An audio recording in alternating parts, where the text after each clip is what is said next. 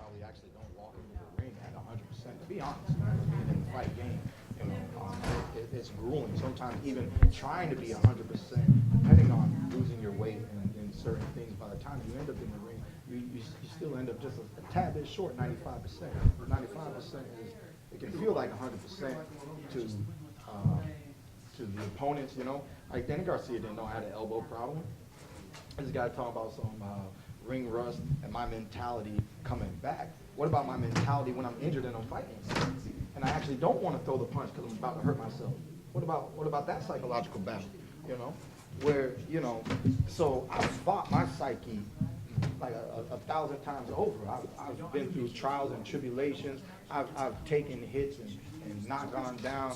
I've done everything in the sport. You know what I mean? So just getting back, I feel good. I feel excited, And, regardless of if I'm 100%. I wasn't 100% last time. We still going to go in there and be champ. We still going to be Keith Thurman.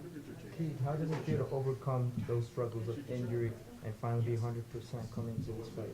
Well, it feels good. That's why I mentioned like lifting weights and things of that nature. With bone spurs, I couldn't hit the heavy bag. With bone spurs, I couldn't do pull-ups. I couldn't do push-ups, So I feel a lot better. And my hand had me worried about my left hook. Now my hand's secure. I'm hitting the heavy bag. It feels good. We're not having problems.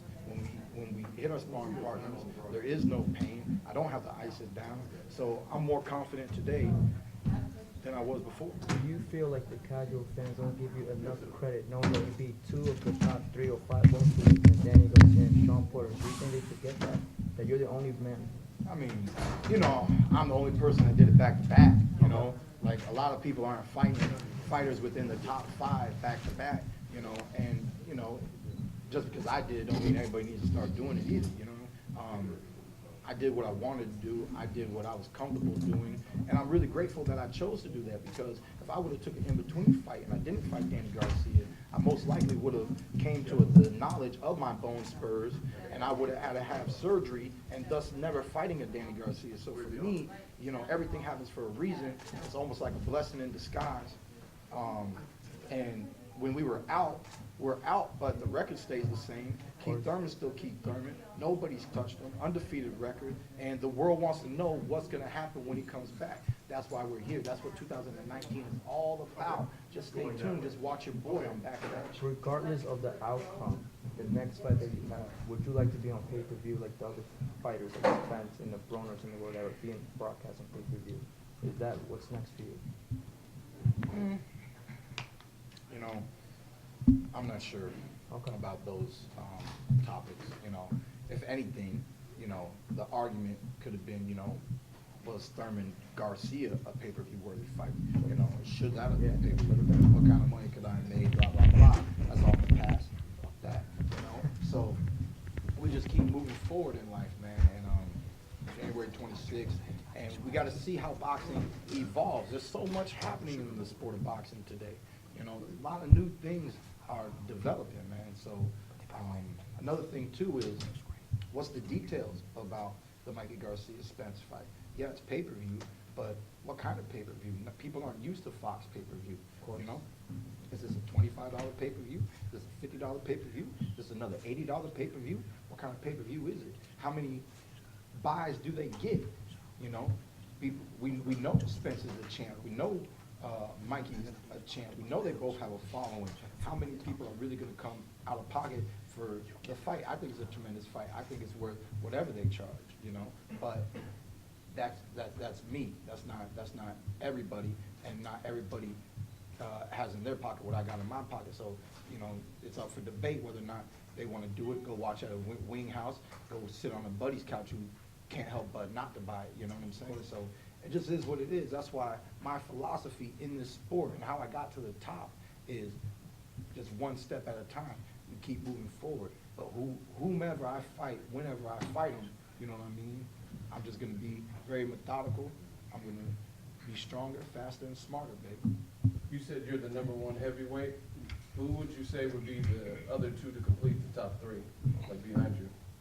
number one heavyweight? I hope Yeah. not. I mean, yeah. Put some weight on. Put some weight on, Keith. You're I getting hope heavy. not. I hope not. I'll take a heavyweight paycheck, but then I will be run time. Boy, I will be sprint time. Who's your top three behind you at welterweight? My bad. I mean, Errol Spence and everything else. Keith Thurman number one, Errol Spence number two, and everything else is debatable.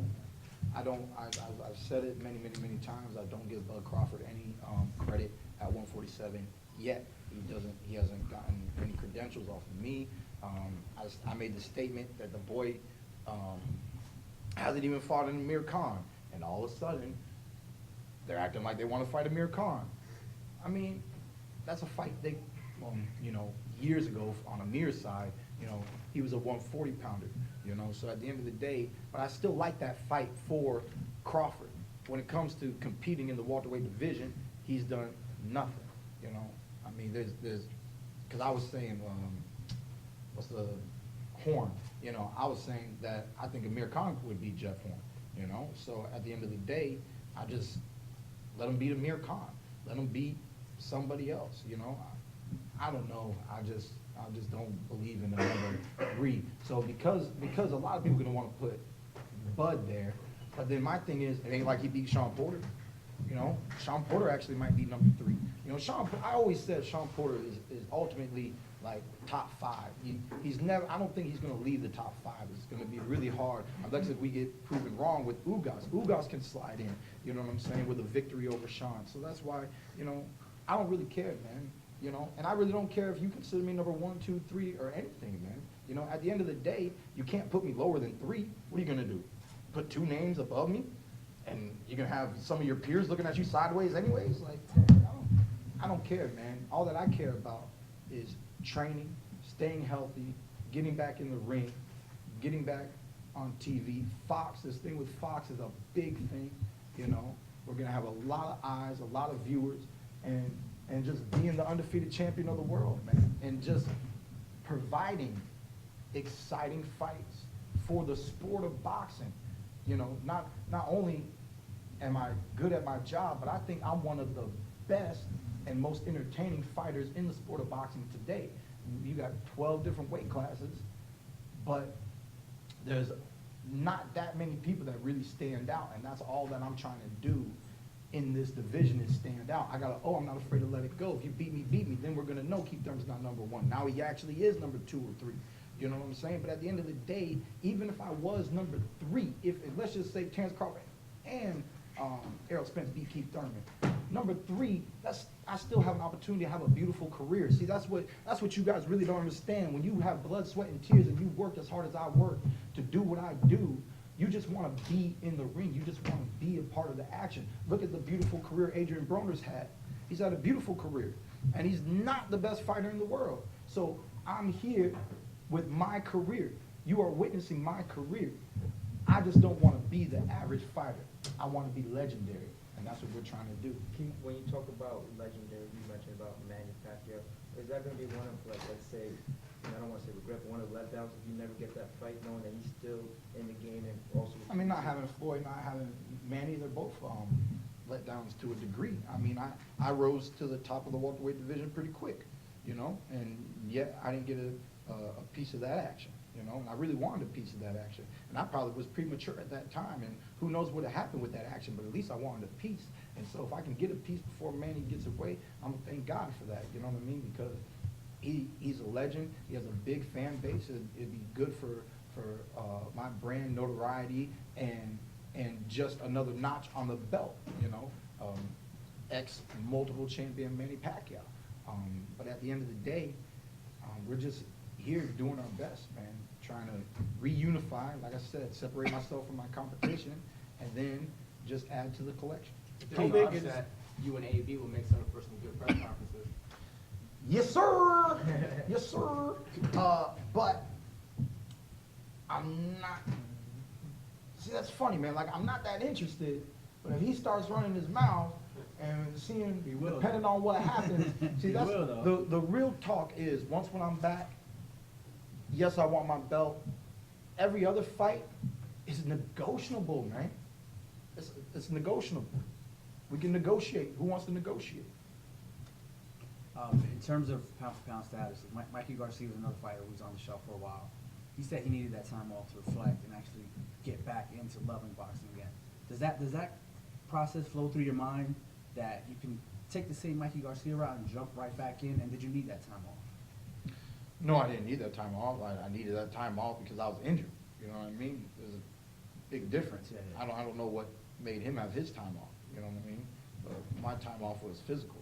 If I was physically prepared, I would not have enjoyed being inactive for that long. I mean, fighting once in a year and then fighting around the next year, that's enough freaking time in itself. You know what I mean? 22 months, that's way too long. If I had options, you know, we didn't have options. So now we're getting back into the ring. Do you think you'll not